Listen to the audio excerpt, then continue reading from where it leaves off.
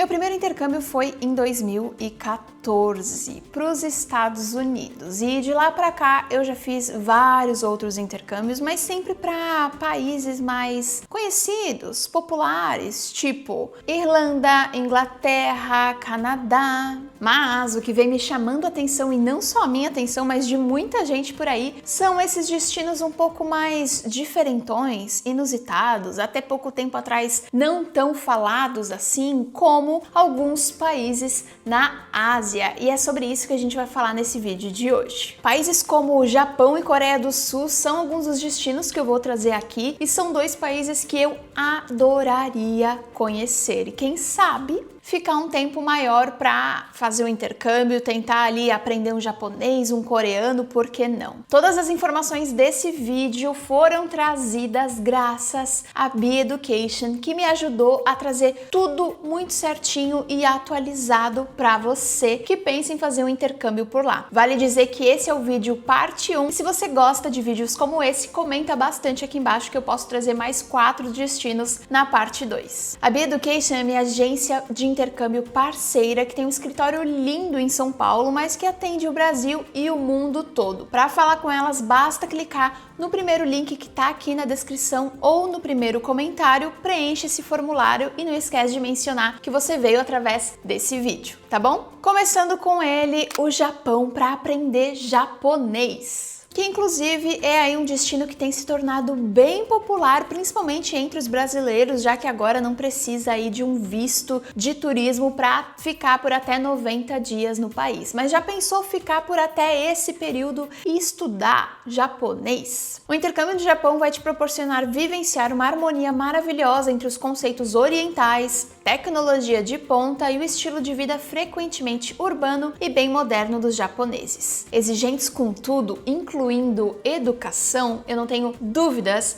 de que qualquer curso que você fizer de japonês por lá vai ser de excelente qualidade. Uma informação bacana sobre o visto é que para estudar japonês por lá, os cursos costumam ser de até 12 semanas. Mas em cidades como Fukuoka e Nagoya, você pode passar mais do que esse tempo e inclusive se ficar por mais de um ano ou mais do que isso, você pode até trabalhar por lá. E para casos assim, onde você faça um curso extenso de um ano ou mais, existe uma comprovação financeira que deverá ser feita ali na hora de você aplicar o seu visto de estudante. Mas a Be Education pode falar um pouco mais sobre isso e de todas as burocracias, não só desse destino como de todos os outros, é só falar com elas. E agora eu preciso de uma colinha aqui para falar para vocês que os estudantes precisam de um nível de japonês pré-intermediário ou nível inferior para estudar em Fukuoka e nível 1 iniciante ou inferior para estudar em Nagoya. Para cursos de até 90 dias, você pode usar só o seu visto, né, sua permissão, entrada lá como turista.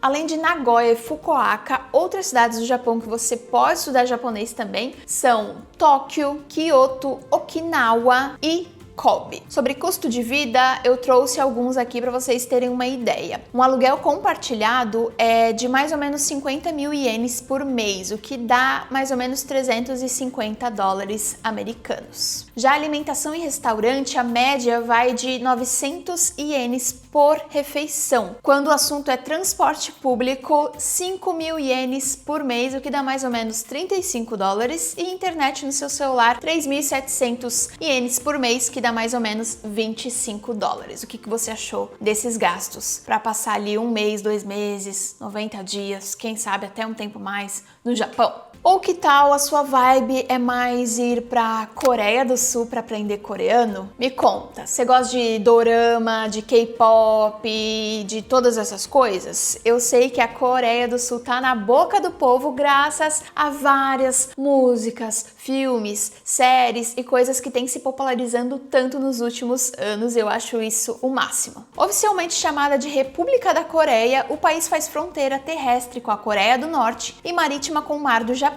E isso faz com que a Coreia do Sul seja essa mistura de uma tradição bem tradicional com algo mais moderno. A capital do país, Seul, está localizada a quase 3 horas de distância da segunda maior cidade do país, que é Busan. E você pode escolher estudar coreano em qualquer uma dessas duas cidades. Você pode estudar na Coreia do Sul por até 90 dias sem precisar de um visto de estudo, basta solicitar o visto de turista nesse site que eu vou deixar aqui na descrição. O nome do visto é KETA. E claro que se você decidir permanecer por mais de 90 dias no país, é preciso que você aplique para um visto de estudante ainda no Brasil, tá? A aplicação desse visto deve ser feito diretamente na embaixada ou no consulado coreano e além de alguns documentos básicos, você também vai precisar de uma comprovação financeira. Mas mais informações detalhadas e explicar um pouquinho mais da burocracia, você pode contar com a Bioeducation. Vale dizer que a Coreia do Sul não concede permissão de trabalho para estudantes internacionais, seja você estando lá com visto de turista ou mesmo com visto de estudante. Agora, sobre o custo de vida, a moeda na Coreia do Sul é o won sul-coreano. E uma acomodação compartilhada, por exemplo, fica entre 200 mil e 500 mil won sul-coreanos, que dá mais ou menos 140 a 350 dólares, dependendo do tipo da acomodação,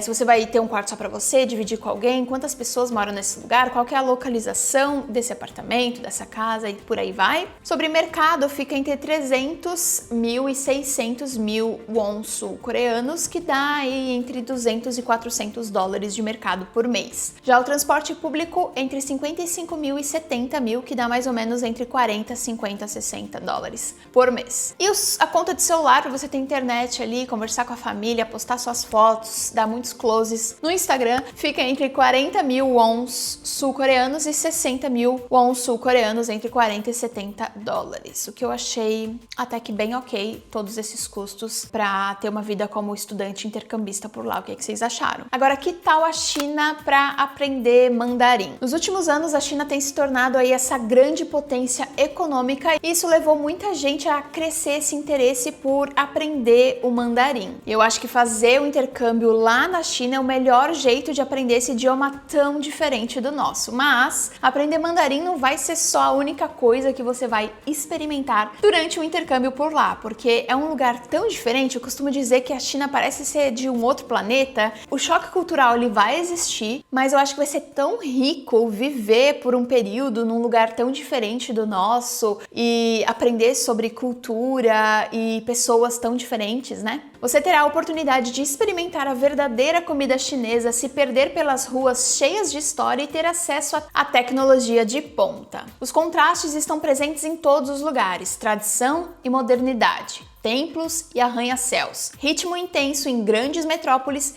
e a tranquilidade em pequenas vilas. Tudo que é oposto parece se complementar de alguma forma por lá, tipo o yin e yang. Agora, sobre vistos, brasileiros precisam sim de vistos para estudar na China, independentemente da duração, tá bom? O processo desse visto precisa ser feito ainda no Brasil, é um pouquinho mais burocrático e complexo, mas a Bioeducation tá aí para te ajudar. E são dois tipos de visto de estudante para a China, tá? O X1 e o X2. O X1 sendo aquele visto que deve ser aplicado por pessoas que vão ficar por mais de 180 dias estudando na China e o X2 para as pessoas que vão ficar menos de 180 dias por lá. E vale dizer que por lá você não pode trabalhar enquanto cursa um curso de idiomas, tá bom? O custo de vida na China varia bastante, cidades como Pequim e Xangai são as mais caras, mas você pode escolher alguma outra cidade para tentar baratear aí um pouco esse custo de vida. Cidades como Taipei, Beihai, Xi'an, e eu não sei se estou falando isso certo,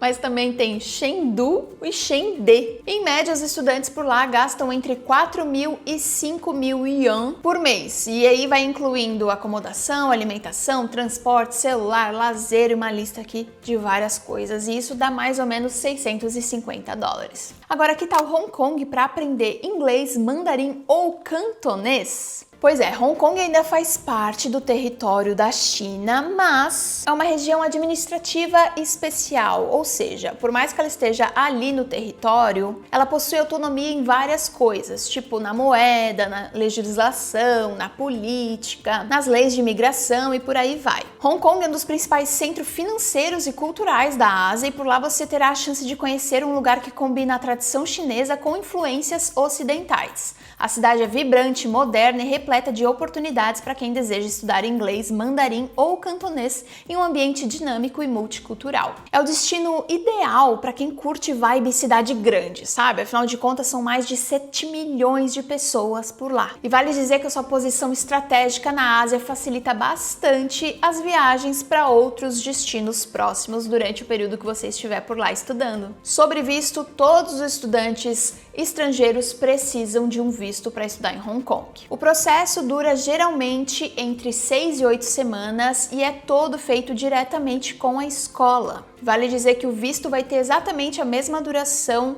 do que o seu curso. E os estudantes de idiomas não têm permissão para trabalhar em Hong Kong durante o período que estiverem por lá, tá bom? Já o custo de vida varia bastante dependendo do seu estilo de vida, mas eu acho que desses destinos que eu trouxe nesse vídeo, Hong Kong é um dos mais caros. Em média, os gastos mensais para quem vai fazer um intercâmbio em Hong Kong é entre 10 mil e 15 mil dólares de Hong Kong, que esse é o nome da moeda de lá, que dá mais ou menos 1.500 dólares americanos. Então, comparado mesmo aí do que eu venho falando sobre os outros destinos, é uma grande diferença. Me conta, se você tivesse uma passagem para embarcar hoje para um desses 4 destinos, fazer o intercâmbio lá de 3 semanas, 1 mês, até 90 dias, ou por que não, mais tempo, qual desses destinos você iria? Eu acho que de bate-pronto, assim, pensando agora, eu ia ficar muito em dúvida entre o Japão e a Coreia do Sul. Parecem ser destinos incríveis e eu ia amar tentar arriscar aprender japonês ou coreano. Se você gostou desse vídeo, não esquece de deixar o seu like, comenta se você quiser ver a parte 2 com mais 4 destinos para você fazer um intercâmbio diferentão pela Ásia.